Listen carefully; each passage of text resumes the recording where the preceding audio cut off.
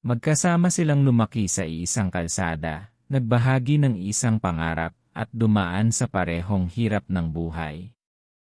Sa bawat tawanan at luha, ipinangako nila sa isa't isa na balang araw, sabay nilang mararating ang tagumpay.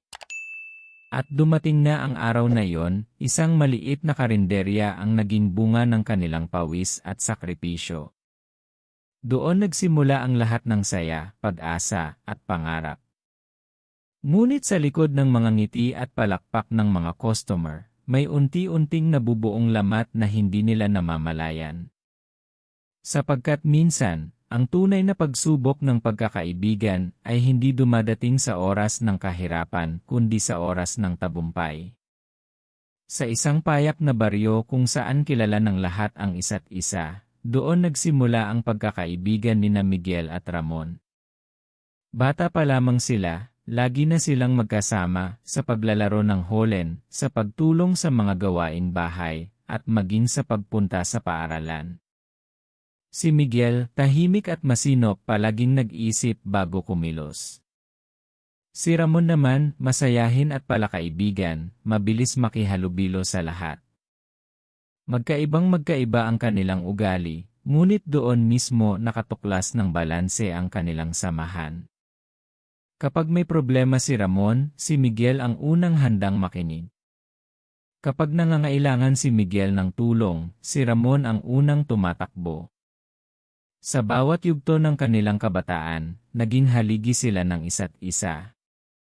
At sa tuwing tinatanong sila ng mga kapitbahay kung ano ang pangarap nila paglaki, sabay nilang sagot, magkakaroon kami ng sariling tindahan ng pagkain, at sabay naming ipapakita na kayang magtagumpay ng magkaibigan. Isang pangako ng kabataan, maliit para sa ilan, ngunit napakalaki ng kahulugan para sa kanila. Habang lumalaki sina Miguel at Ramon, unti-unti ring humuhubog ang kanilang mga pangarap. Hindi na sapat ang simpleng paglalaro sa kalsada o pagtulong sa kanilang mga magulang sa maliit na kabuhayan. Ang kanilang mga mata ay nakatuon na sa hinaharap, isang hinaharap na sila mismo ang lilikha. Kapag sila'y nagkukwentuhan sa ilalim ng poste ng ilaw tuwing gabi, palaging lumilitaw ang parehong tanong, paano kung balang araw tayo mismo ang may-ari ng isang kainan? At doon magsisimula ang masiglang talakayan, kung anong putahe ang ihahain, anong pangalan ang ibibigay sa tindahan, at paano nila sisiguraduhin na bawat taong papasok ay lalabas na busog at masaya. Si Miguel, na likas na mahilig sa pagluluto, palaging nag-eksperimento sa kusina ng kanilang bahay. Samantalang si Ramon, na mahusay makisama at magbenta, ay laging nag-isip kung paano makaakit ng mas maraming tao. Mula sa maliliit na pangarap ng kabataan, nabuo ang isang pangakong tila nakaukit sa kanilang puso, balang araw, tayo ang magiging magkasosyo, at sabay nating itatayo ang kainan na magiging simbolo ng ating pagkakaibigan. Isang pangarap na hindi lang basta pangarap, kundi naging gabay ng kanilang bawat hakbang. Dumating ang araw na matagal nilang inaasam. Sa maliit na espasyo sa tabi ng palengke, itinayo nina Miguel at Ramon ang kanilang unang karinderya. Wala itong magagarbong dekorasyon, wala ring mamahaling kagamitan, isang lumang kalan, ilang mesa't upuan, at simpleng kurtina lamang ang bumabalot sa kanilang munting pwesto. Ngunit sa kabila ng payak na anyo, dama ng bawat dumadaan ang init ng kanilang pangarap. Si Miguel, abala sa kusina, pinapainit ang kawali at tinitimpla ang bawat ulam ng may pagmamahal. Si Ramon naman, masigla sa pakikipag-usap sa mga customer, ngumiti sa lahat ng pumapasok, at nagkukwento na parabang matagal nang magkakilala. Sa unang araw ng kanilang pagbubukas, ilan lamang ang bumili, isang tricycle driver na nagmamadaling kumain, isang tindera ng gulay na naghahanap ng mainit na sabaw, at 2 estudyante na natakam sa pritong isda. Ngunit sa bawat subo ng mga ito, naroon ang papuri, masarap. At sa unang beses, naramdaman nina Miguel at Ramon na nagsisimula ng magbunga ang kanilang pinaghirapan. Hindi man malaki ang kita, sapat na ang ngiti ng kanilang mga customer upang ipaalala, ito ang unang hakbang tungo sa mas malaking tagumpay. Isang simpleng araw na magiging alaala nila habang buhay, ang araw na nagsimulang tumibok ang puso ng kanilang pangarap. Lumipas ang ilang buwan, at ang munting karinderya ni na Miguel at Ramon ay unti-unting nakilala sa buong barangay. Kung dati ilang tricycle driver at tindera lamang ang parokyano, ngayon ay dagsa na ang mga estudyante, empleyado, at maging ilang opisyal ng bayan na nais matikman ang kanilang lutong bahay. Araw-araw, maaga pa lamang ay puno na ang kanilang mga mesa. Ang halimuyak ng adobo ni Miguel at ang maasim-tamis na sinigang na kanyang niluto ay tila may kakayahang magpabalik-balik sa mga tao. Samantalang si Ramon, laging masigla sa pagsasalubong ng mga customer, nagiging mukha ng kanilang negosyo, palaging may ngiti, palaging may kwento. Dahil sa lumalaking kita, nakabili sila ng mas maayos na kagamitan, bagong kalan, dagdag na mesa, at mga upuang mas komportable. Unti-unti ring dumami ang kanilang mga empleyado. Ang dating maliit na espasyo ay tila lumalaki, at ang pangalan ng kanilang karinderya ay kumalat na lampas sa kanilang baryo. Para kay Miguel, ito'y katuparan ng kanilang pangarap, makita ang mga taong kumakain ng masaya at busog. Para kay Ramon, ito'y simula ng mas malalaking ambisyon. Sa likod ng kanilang tagumpay, may unti-unting pagbabagong nararamdaman. Ang dating pantay na pagkakaibigan ay nagsisimulang magkaroon ng bigat na hindi pa nila napapansin. At sa ilalim ng liwanag ng kanilang tagumpay, may aninong dahan-dahang sumusulpot, ang inggit na magpapabago sa lahat. Habang patuloy na lumalago ang kanilang karinderya, unti-unting napansin ni Miguel ang kakaibang kilos ni Ramon.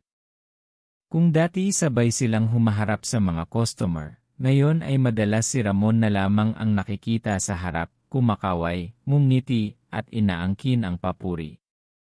Kapag may nagtatanong, sino ba ang nagluluto ng masarap na adobo na ito, mabilis na sagot ni Ramon, ako ang nagplano niyan, ako ang nagpauso. Tahimik lang si Miguel, pinipili na huwag magsalita. Ngunit sa kanyang puso, ramdam niya ang bigat, sapagkat alam niyang ang bawat putahe ay bunga ng kanyang pawis at mahabang oras sa kusina. Hindi lang doon natatapos. Sa mga panayam ng mga lokal na mamamahayag na nadinig ang kasikatan ng kanilang karinderya, si Ramon ang palaging humaharap. At sa tuwing tinatanong kung paano nagsimula ang lahat, madalas niyang banggitin ang sarili, habang si Miguel ay tila nawawala sa kwento. Isang gabi, habang nagliligpit ng mga plato, napansin ni Miguel ang signage na bagong ipinagawa ni Ramon. Maliit na lamang ang pangalan niya, halos hindi na mabasa, samantalang malaki at kumikislap ang pangalan ni Ramon. Doon nagsimulang pumasok ang tanong sa kanyang isipan, kaibigan pa ba ang turing niya sa akin? O kasosyo lamang na unti-unting nais niyang itabi? At sa unang pagkakataon, naramdaman ni Miguel ang lamig ng distansya sa kanilang pagkakaibigan, isang distansyang dulot ng inggit at kasakiman. Dumating ang araw na binisita ng isang kilalang food critic ang kanilang karinderya. Para kay Miguel, ito ang pagkakataong maipakita ang tunay na galing ng kanilang lutong bahay. Abala siya sa kusina, maingat na niluluto ang bawat putahe, sinisiguradong perpekto ang bawat timpla. Ngunit nang dumating ang panayam, si Ramon lamang ang humarap. Nakangiti itong ipinakilala ang sarili bilang sole founder ng karinderya. Sa harap ng kamera at mikropono, buong yabang niyang sinabi, "Ako ang nagpasimula ng lahat. Ako ang utak ng mga putaheng ito." Walang nabanggit tungkol kay Miguel.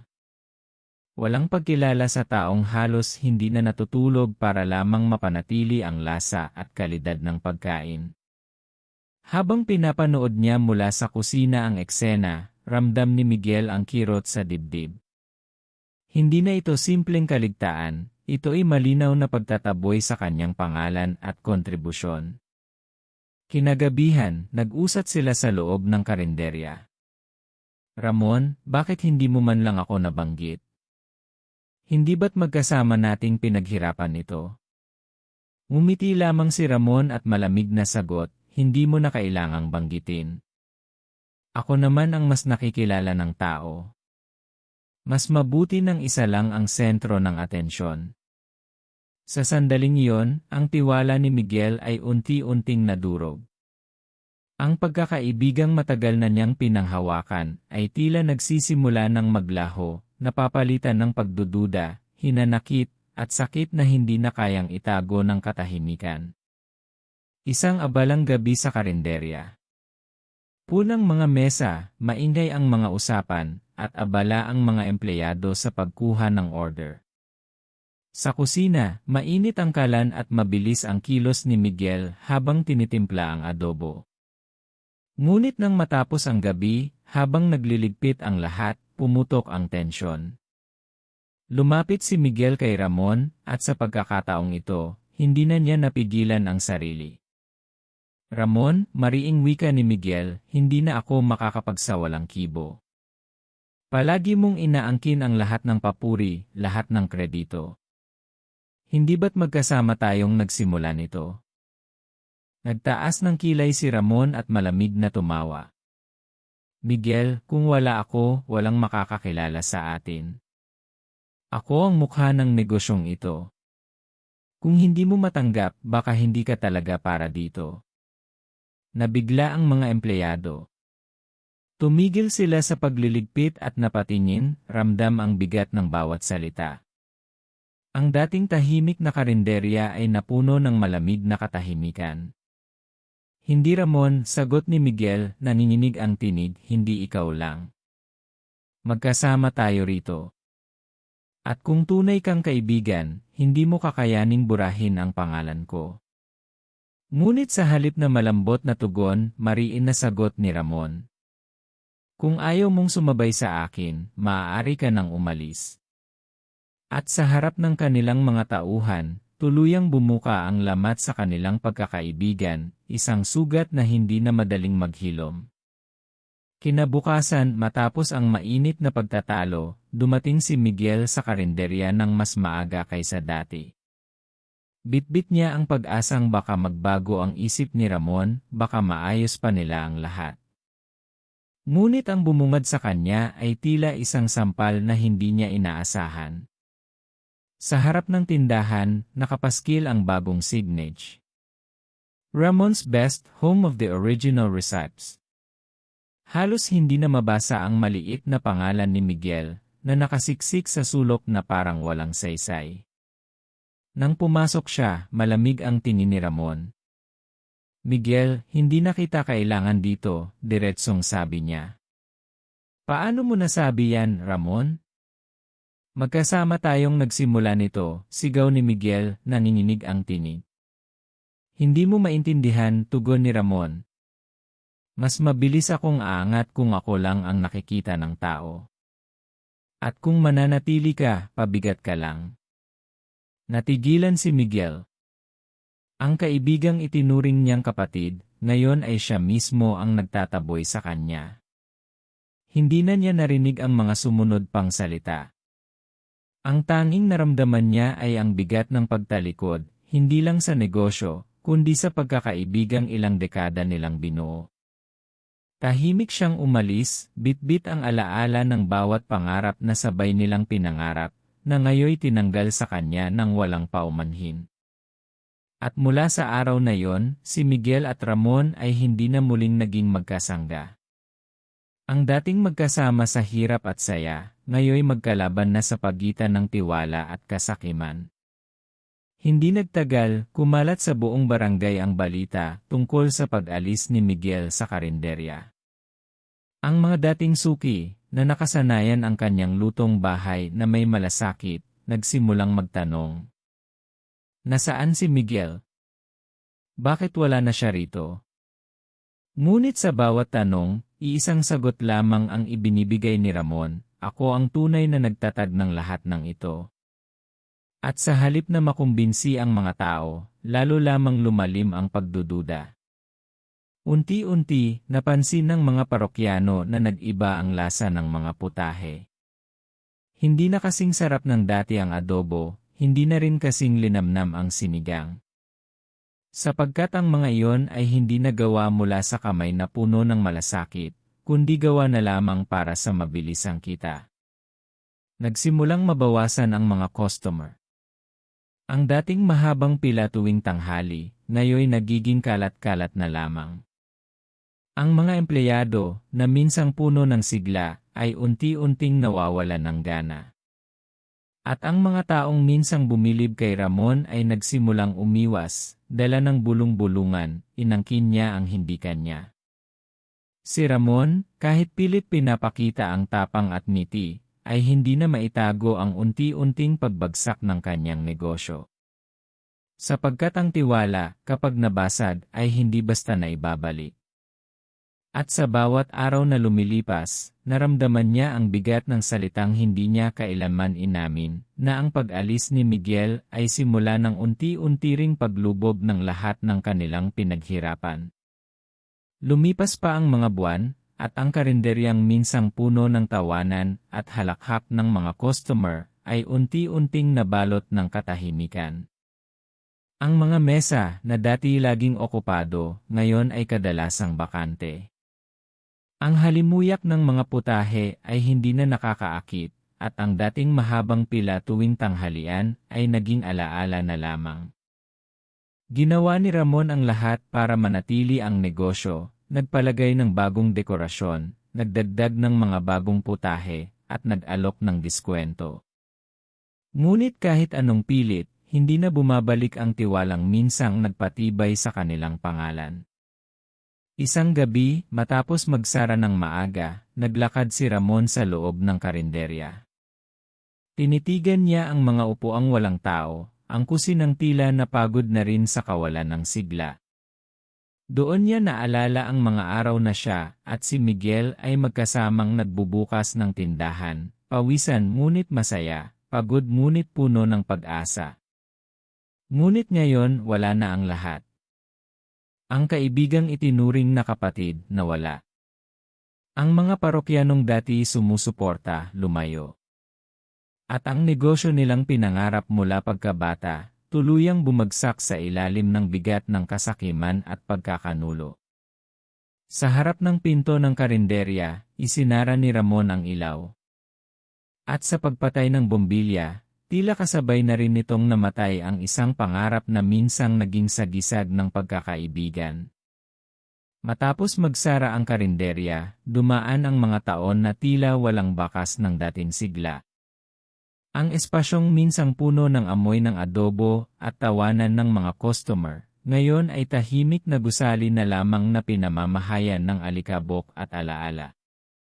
Si Miguel, matapos siyang itaboy, pinili ang isang tahimik na buhay. Nagtrabaho siya bilang kusinero sa isang maliit na restoran sa kabilang bayan. Tahimik, masinop at hindi kailanman nagreklamo. Ngunit sa tuwing naglalagay siya ng asin o nagpapakulo ng sabaw, bumabalik sa kanya ang alaala ng kanilang karinderya. Sa bawat ulam na niluluto niya, tanong ng kanyang puso, paano kung hindi siya nagbago? Paano kung nanatiling buo ang aming pagkakaibigan? Samantala, si Ramon ay nagtayo ng panibagong negosyo. Mas malaki, mas moderno, ngunit hindi kailanman naging matagumpay. Kumikita siya, ngunit hindi na muling bumalik ang dami ng suking dati nagmamahal sa kanilang karinderya. Sa bawat gabi, habang binibilang ang kanyang kita, ramdam niya ang kalungkutan. Wala na ang kaibigang palaging nasa tabi niya sa oras ng tagumpay at pagkatalo. At sa bawat pagtawid ni Miguel sa kanto kung saan nakatayo ang kanilang dating tindahan, hindi niya maiwasang huminto sandali. Tinitigan niya ang saradong pinto, ang kupas na signage, at ang dingding na nagbabalot ng katahimikan. Doon niya naramdaman ang kirot, isang kirot na hindi dala ng pagkatalo sa negosyo, kundi ng pagkawala ng isang kaibigang itinuring na kapatid. Lumipas ang mga taon, ngunit hindi nagbago ang kanilang damdamin. Ang isa'y puno ng panghihinayang, ang isa'y puno ng pride na hindi pa rin kayang ibaba. At sa katahimikan ng mga taong iyon, mas malinaw na bumakas ang katotohanan. Minsan, ang pinakamalakas na ingay ay ang kawalan ng taong mahalaga sa ating buhay. Isang pista sa kanilang baryo ang muling naglapit sa landas ni Miguel at Ramon. Maingay ang paligid, may mga banda na tumutugtog, mga bata na naglalaro, at mga tindahan sa kalsada na puno ng kulay. Ngunit sa gitna ng kasiyahan, may dalawang matang biglang nagtagpo matapos ang mahabang panahon. Si Miguel, tangan ng simpleng bayong ng gulay na kanyang binili, ay tumigil nang makita ang pamilyar na anyo. Si Ramon, nakasuot ng barong at nakikipagkamay sa mga kakilala, ay napalingon. Sa isang iglap, bumigat ang kanilang mundo, tila huminto ang oras. Walang salitang lumabas. Tanging mga mata lamang ang nag-usap, mga matang puno ng alaala, sakit, at panghihinayang. Sa likod ng mga matang iyon, muling sumilip ang mga batang minsang nangarap sa ilalim ng post ng ilaw, ang dalawang binatang nagtayo ng karinderya sa tabi ng palengke, at ang dalawang magkaibigang nagkasira dahil sa kasakiman. Si Miguel ang unang umiwas ng tingin, pinili ang katahimikan kaysa muling buksan ang sugat. Ngunit sa kanyang puso, ramdam niya ang isang tanong na hindi niya mabitawan, kung babalik siya sa akin bilang kaibigan, kaya ko pa bang patawarin? Samantala, si Ramon, na natiling nakatayo, pinagmamasdan ang papalayong anino ni Miguel. Gusto niyang lumapit, gusto niyang humingi ng tawad, ngunit binalot siya ng sariling pride. At sa katahimikan ng gabing iyon, mas lalong lumalim ang bigat ng kanilang nakaraan. Ang kanilang muling pagkikita ay hindi naging simula ng pagbabalik, kundi isang paalala na may mga sugat na kay tagal ng iniwan, ngunit sa isang saglit lamang ay bumabalik at muling nagdurugo. Ang kwento ni Miguel at Ramon ay naging usap-usapan sa buong baryo. Marami ang nakasaksi kung paano sila nagsimula mula sa wala, kung paano sila nagtagumpay, at kung paano rin sila tuluyang nagkahiwalay dahil lamang sa inggit at kasakiman. Sa mga mata ng mga matatanda, ito ay paalala na ang tunay na yaman ay hindi nasusukat sa laki ng kita o dami ng parokyano, kundi sa tibay ng tiwala at pagkakaibigan. Sa mga kabataan, ito ay aral na kahit gaano kakatalino o kasipag, kapag pinairal ang kasakiman, mawawasak ang lahat ng pinaghirapan. Si Ramon, sa kabila ng kanyang bagong negosyo, ay hindi kailanman muling nakamit ang respeto at pagmamahal na dati kusa lamang dumadaloy mula sa mga tao. Ang pangalan niya ay laging may kasamang bulong ng iyan ang taong tinalikuran ang kaibigan. Si Miguel, bagaman tahimik na namuhay, ay nanatiling may dangal. Maraming tao ang patuloy na humahanga sa kanya dahil pinili niyang manatiling tapat, kahit siya'y nasaktan at nawala ang lahat. At mula sa kanilang kwento, nag-ugat ang isang malinaw na aral. Ang tagumpay na nakamit sa pamamagitan ng kasakiman ay panandalian lamang, ngunit ang tiwala at pagkakaibigang tunay ay kayamanang hindi kayang pantayan ng salapi. Sa huli, naiwan ang tanong na gumigising sa konsensya ng lahat, kapag dumating ang oras ng tagumpay, pipiliin mo bang maging tapat sa iyong kasama, o hahayaan mong lamunin ka ng inggit at sirain ang pinakamahalagang bagay sa iyong buhay? Mga kaibigan, ang kwento ni Miguel at Ramon ay hindi lamang tungkol sa isang karinderya na bumagsak. Ito ay larawan ng maraming pagkakaibigang nasisira dahil sa kasakiman at inggit. Sa ating buhay, darating ang mga pagsubok at pagkakataon na susukat hindi lang sa ating sipag, kundi sa ating puso. Ang tanong, kapag dumating ang tagumpay, kaya ba nating manatiling tapat at pantay sa mga taong naging kasama natin mula sa simula? O hahayaan nating lamunin tayo ng kasakiman hanggang sa masira ang lahat? Tandaan natin, ang pera maaaring mawala. ang negosyo maaaring magsara. Ngunit ang tiwala at pagkakaibigan, iyan ang tunay na kayamanan na hindi matutumbasan ng anumang halaga. Kaya bago tayo magpasyang unahin ang sarili at kalimutan ang kasama, isipin natin, baka sa isang iglap, mawala ang hindi na kayang ibalik kailanman. Mga kapatid, ano ang pipiliin nyo? Ang tagumpay na pansamantala, o ang pagkakaibigang panghabang buhay? Kung may natutunan kayo mula sa kwentong ito, ibahagi sa amin sa komento. Sa inyong palagay, ano ang mas mahalaga, pera o tunay na pagkakaibigan? At kung nais pa niyong makinig sa iba pang kwento ng mga trahedya at aral sa buhay, huwag kalimutang i-like ang video na ito, mag-subscribe, at i-share upang maging paalala rin sa iba.